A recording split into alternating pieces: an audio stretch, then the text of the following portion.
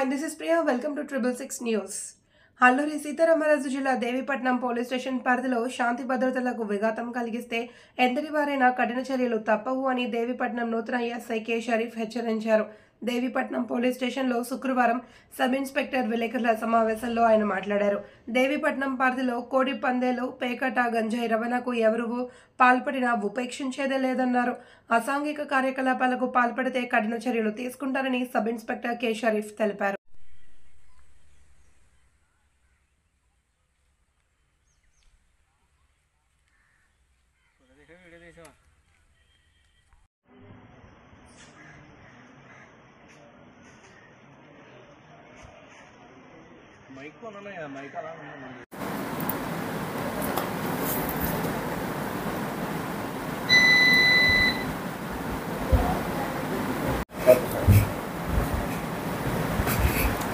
నమస్కారం అండి. నా పేరు K Sharif. 2018 batch sub inspector అండి. ఇంతకుముందు నేను ఏజెన్సీ గంగవరం జడ్డంగిలో ప్రీవియస్గా పనిచేశానండి.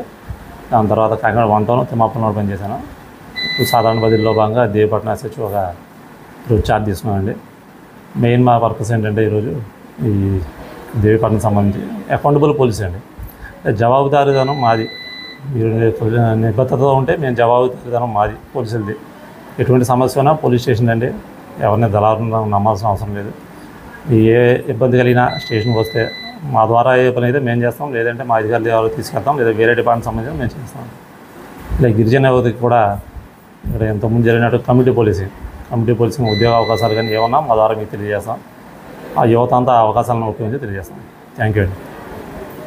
ఏజెన్సీ ప్రాంతంలో ఏదైతే యాంటీ సోషల్ ఎలిమెంట్స్ ఎవరైతే చేస్తున్నారో వాళ్ళందరూ వాళ్ళ పనులు మానుకోవాలండి. లేదంటే వాళ్ళ మీద చట్ట ప్రకారం చర్యలు తీసుకుంటాం. ఇంతకుముందు ఇక్కడ పీడీ యాక్ట్లు పెట్టడం జరిగింది. అది కూడా మళ్ళీ ఇక్కడ వాళ్ళ మీద కేసులు పెట్టి వాళ్ళ పీడీ యాక్ట్ మా ఉన్నతాధికారులకి ప్రపోజల్ పంపి పీడీ యాక్ట్ ఇంప్లిమెంట్ చేస్తాం. థ్యాంక్ యూ అండి.